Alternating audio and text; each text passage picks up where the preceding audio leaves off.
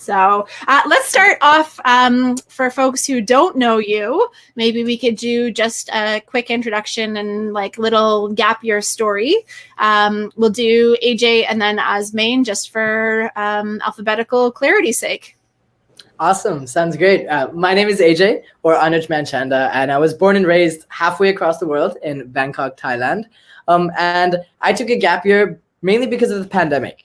It forced me to kind of be in this position where I didn't know what to do next. And so I decided to take that leap of faith and really take a gap year. And I learned so much, and it was such a fulfilling process that really shaped my mindset on everything that I do now. And so I'm really looking forward to share a bit more about how I got there, what I did, and just share my journey with you. So to hopefully motivate you to do the same.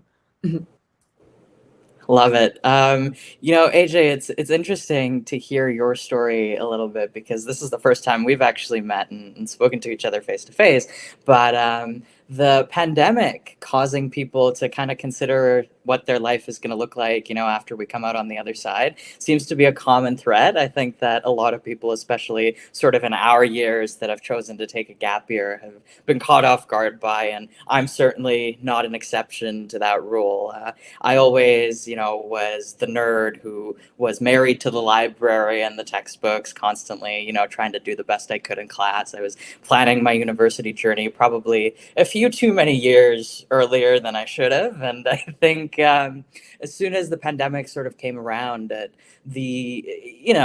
challenging of a time as it was, the refreshing thing about it was that you were no longer sort of surrounded by all of these expectations. Your teachers were on the other side of a screen. High school gossip wasn't a thing anymore. Like, you were just in your room, left with your thoughts. And I think that independence from sort of all of these external influencers kind of gives you a chance to really think about who you are and try to understand, what it is that you truly want to do, rather than whether you're not necessarily following the expectations of others around you. And I think that's sort of where I started dabbling with the gap year as well, pretty late. I think we went into lockdown almost at the end of that semester and of our last year of high school. And I think within a few months, the decision that I'd come to from that solace and time alone was just that it was worth trying out.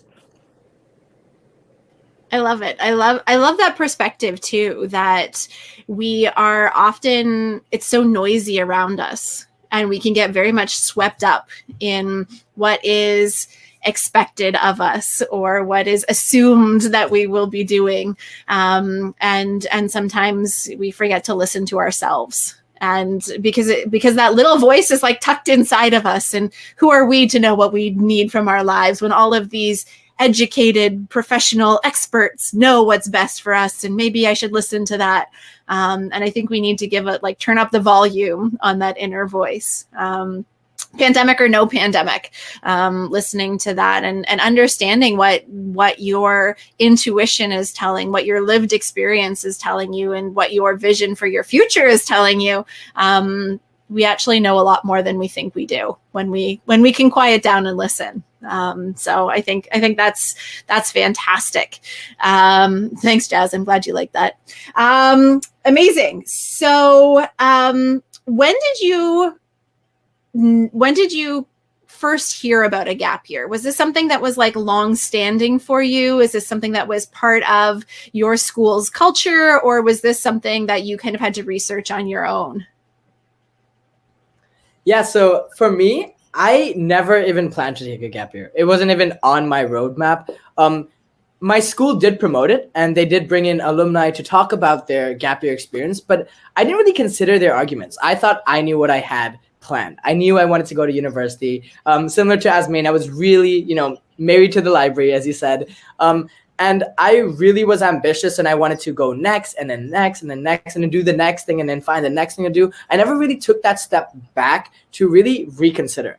And so for me, my decision to take a gap year was literally 2 days before university even started. It was kind of this realization that I was in Thailand, going to school halfway across the world in the middle of the night. This doesn't feel right.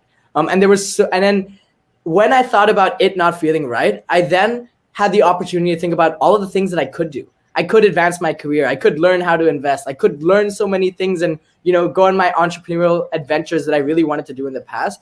And then I realized that this was an exceptional opportunity to take that year, to take a step back, consider my own thoughts, listen to my inner voice, as we talked about earlier, and do all of those things. So my gap year decision really came at the end, even though I was exposed to it before, just because I was so in my own mindset and stuck in that mentality of being in school and wanting to, advance my studies further and further.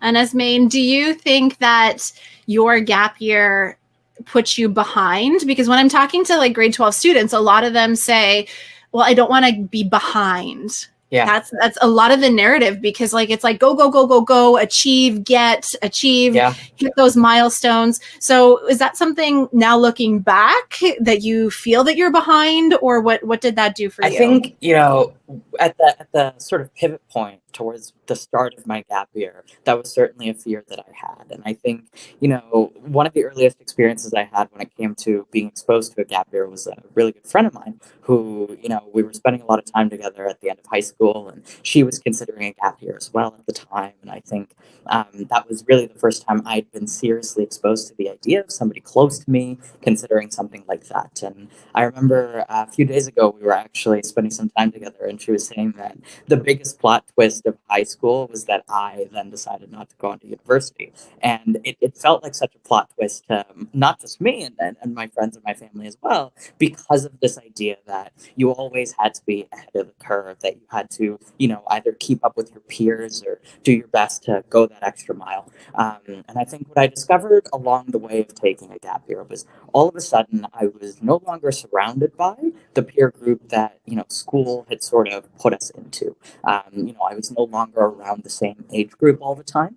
I started, spending time with people that were both significantly younger and significantly older than me. A lot of the people during my professional journey when I was building my first technology startup were, they had children my age at that point, and we were business partners working together with one another. So it gave me a lot of perspective into what the professional path of somebody, that works in the technology sector looks like, but more importantly, what life would look like beyond just the walls of what I have imagined and what I have lived experiences with, and maybe the little too perfect story that was influenced by Hollywood when I was coming up with, hey, what do I want to do with my life?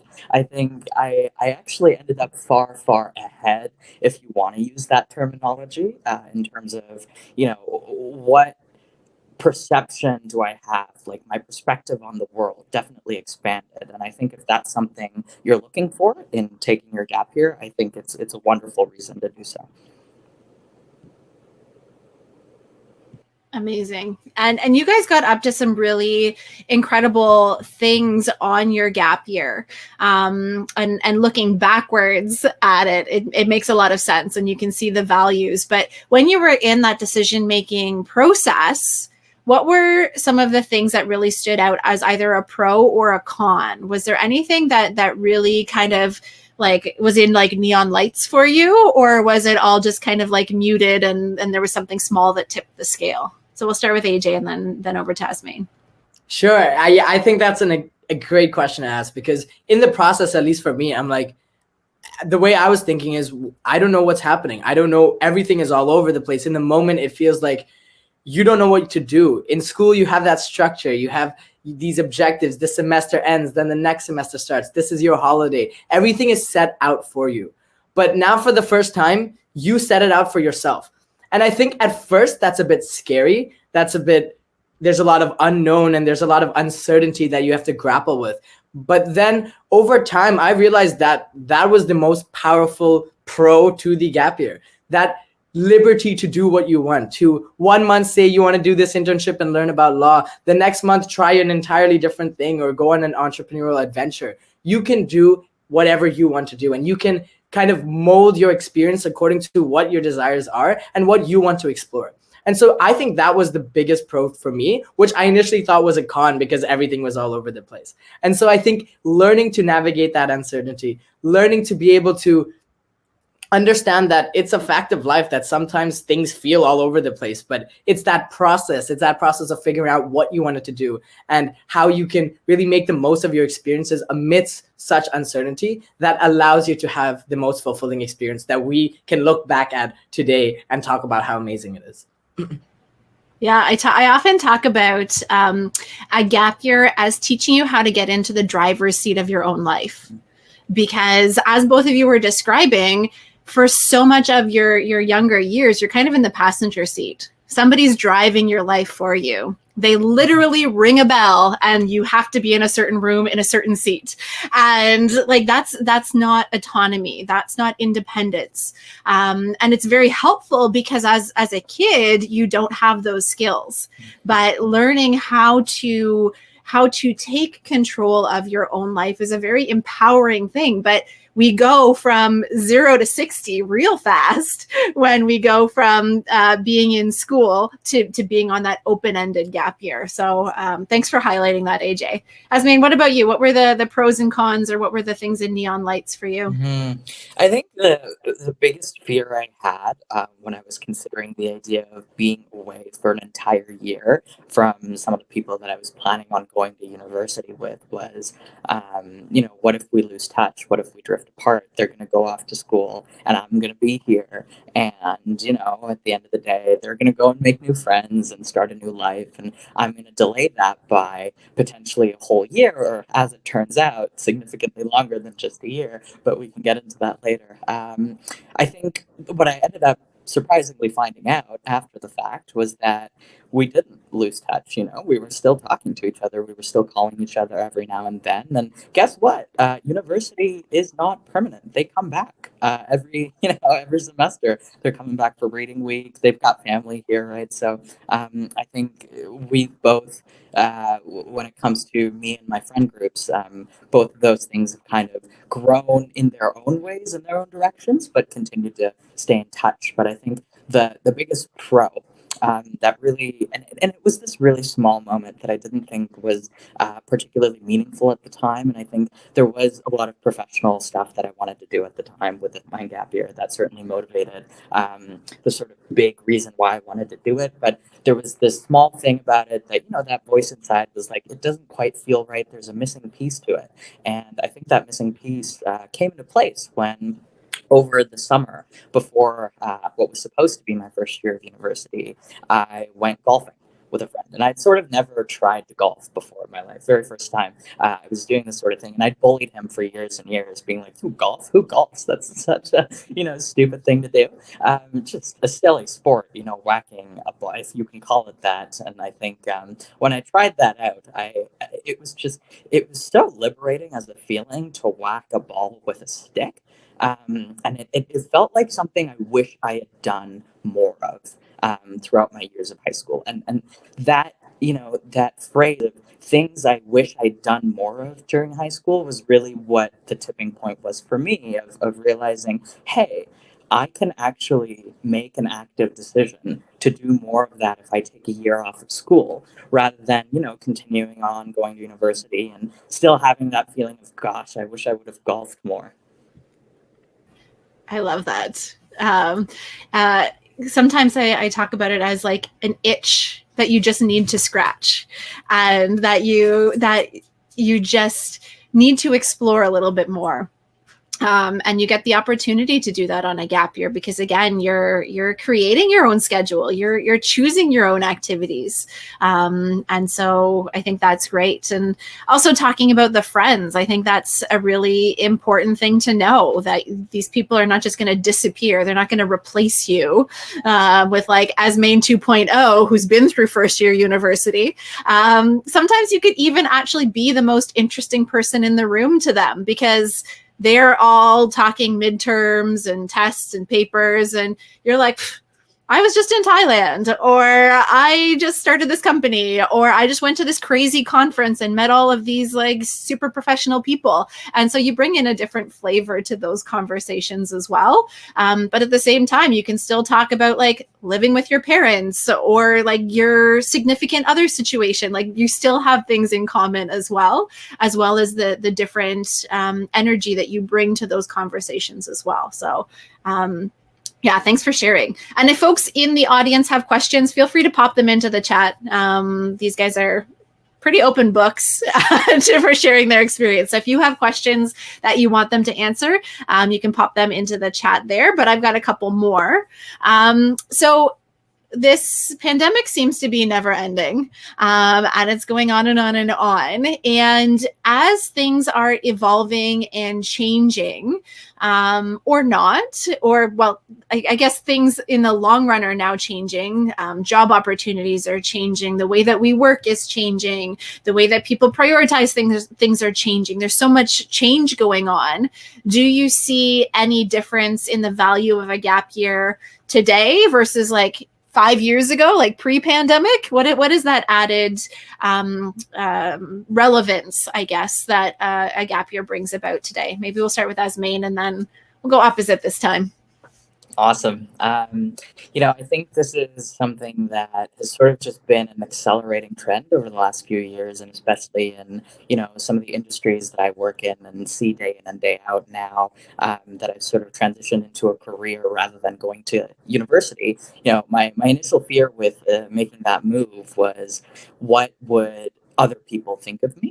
What would potential employers think of me? Like not having this cornerstone of a qualification we consider to be your university degree, I think was certainly a big friction point that I was concerned about for the longest time, even going into my gap year when I was considering taking a second one afterwards. And I think what I've discovered along the way of just sort of meeting people and going to some of the jobs that I get to do day in and day out has been, it is weird how, I guess, infrequently you're asked about where you went to school or what your degree is. I don't think to this day anyone's ever asked me that question. And I think the reason why is because a lot of the opportunities that I've sort of chosen to pursue myself have been through, meeting people, through conversations, through just sparked by messaging somebody on social media or on LinkedIn or on Twitter,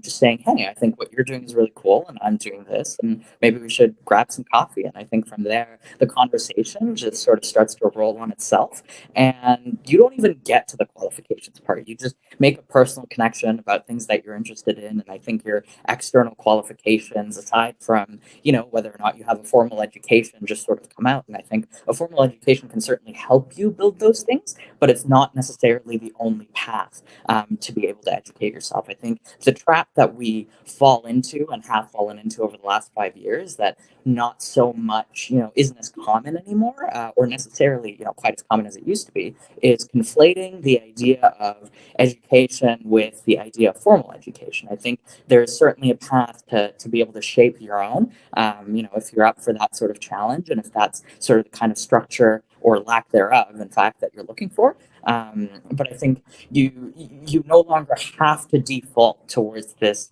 common expectation that once used to be.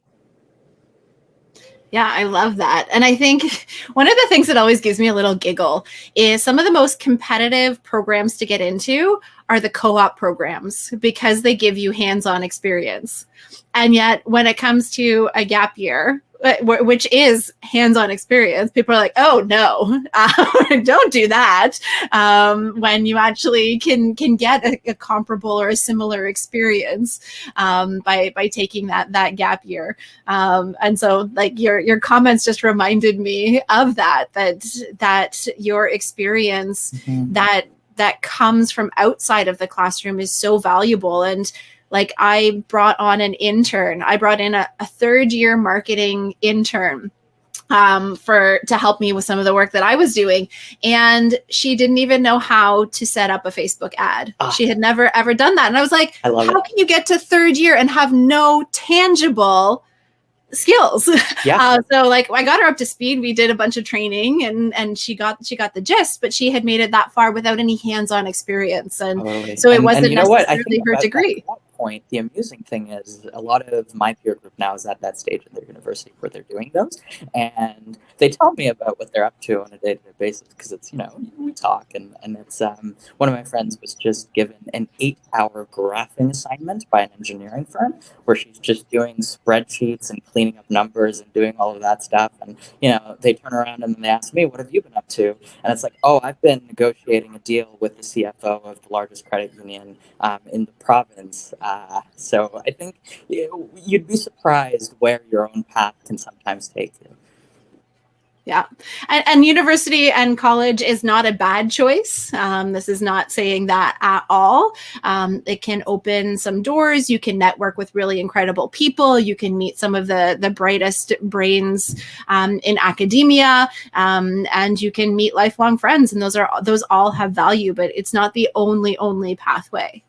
Sorry, AJ, we're going to come to you now with that same question. What opportunities or what changed now that we are kind of in year 17 million of the pandemic? Yeah, it seems like it is really never ending. But just as Azmain was talking about, I loved how you really emphasized that nature of the unknown and how that one message or one opportunity, one coffee chat can take you to these unimaginable outcomes. And I think that's something that really resonated with me with that question about what are the new benefits of the pandemic. One thing that was one of my largest takeaways is that the unknown is inevitable. And that's pre-pandemic, during the pandemic, post-pandemic. And that uncertainty, it kind of frightened me. It made me feel like I didn't have control. I didn't have comfort. But then over time, I kind of came to that realization that perhaps, these unforeseen hurdles are intrinsic components of our journey. That life is best when, it kind of takes control in these unexplored waters. And so I feel that opportunity to really navigate that uncertainty and embrace it is a skill that is very invaluable throughout your life. It's that process of, figuring out what to do today when things are just going to completely change tomorrow. And I think getting into that mindset and being able to embrace that uncertainty and be resilient and perseverant and develop those fundamental skills are extremely important. But also speaking on a more tangible level, as you were talking about, there's so many skills that, us in university are not really taught. These really valuable skills that are intrinsic to corporations, such as, running Facebook ads and understanding specific things such as that. And so with the pandemic, there's so much more opportunities for online courses. Coursera is a great program. There's also things such as the Forage, which allows you to actually have these real virtual internships, which is structured kind of as a course. So you can go at your own pace and really understand what it's like to work in these different disciplines and fields. And even working now with the advent of, remote work and how there's more interconnected systems that allow us to work in different corporations or volunteer activities around the world, you're able to leverage that. You're able to go on LinkedIn and make those messages and be able to work in different corporations or initiatives that you care about anywhere in the world. And so I think these are incredible opportunities that weren't as prominent before that we can now really leverage and, take. Yeah, and as a pandemic-related note, even before the pandemic, but more so now, I think it's important, whether you choose to take a gap year or go to university, get comfortable with writing emails. Like, it's surprising how many hours of your day you will be spending writing emails to various different people for various different things. Even for, in university, maybe there's a research position that you want to go after, and there's this professor who's doing some really awesome work. I know in high school, that's not really a skill that we look at either, to really get comfortable with something quite as trivial as sending a good email. But I think that kind of skill, that really small little thing, can be the difference between you getting that opportunity or kind of being lost in somebody's inbox. I love it. Yeah. And I think also one of the things that I've noticed in the gappers who've taken their gap year over the pandemic is that they're really emerging with this skill set to be to author their own future. And I think like you're talking about with this uncertainty and with the gig economy and with like jobs more difficult to come by, being resourceful and learning how to navigate and pick your own path and make your own fun and make your own opportunities come to fruition. I think that's a critical skill as the job market and the labor force evolves, that you're not going to graduate from university and somebody's going to hand you a career job. You're going to be bopping around here and there, and you're going to be looking for the next opportunity before you've even finished the current one.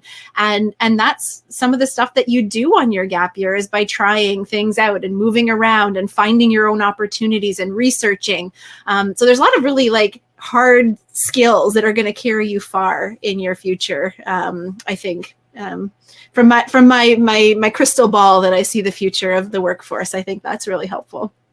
Okay, one more piece of gold before we leave.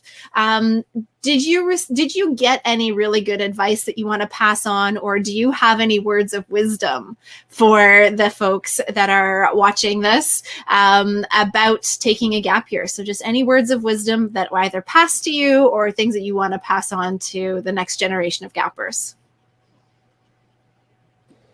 Yeah, I think, the probably biggest thing I discovered, just kind of as a lesson that took me a lot longer to kind of filter through than it really should have, and I think takes a lot of people probably a bunch of time to come across, is this realization that at the end of the day, your life is yours.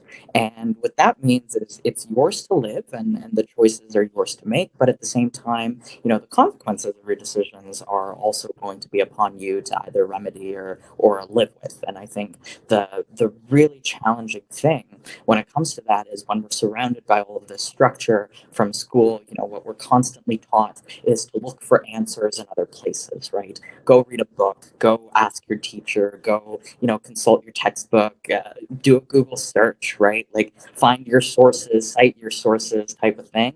And I think, while that is great when you're trying to acquire new knowledge or trying to explore things that you don't understand, when it comes to you and who you are and the things you want to do with your life, elsewhere will not have any of the answers you're looking for. And I think looking for affirmation somewhere else can potentially be dangerous if you're coming at it from a place of insecurity rather than a place of self-assurance and confidence and you being able to pursue, sort of at the end of the day, whatever you decide is best. And I think it's great to listen to other people's lived experiences, especially people that are older than you, that have some more wisdom than you might, or I might, or, people that are younger sort of have. But I think at the end of the day, if something doesn't feel right in your gut, I think it's best to listen to that, because otherwise you're going to spend, whatever it is that you're doing, just thinking about that little thing that's bugging you. And at the end of the day, you'll eventually just come around to doing the thing your gut was telling you to do anyway.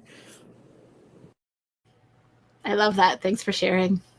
Yeah, that's great. And that really resonates with me as well. Just, taking control of your own actions and, feeling the responsibility of your actions really makes you want to do more in a way, because it makes you feel like you are taking these actions, you are getting the results, whether that's positive or negative, and you're able to really take control over your life for the first time. And that's a nice feeling. It's a liberating feeling, and you feel empowered to do more and try more.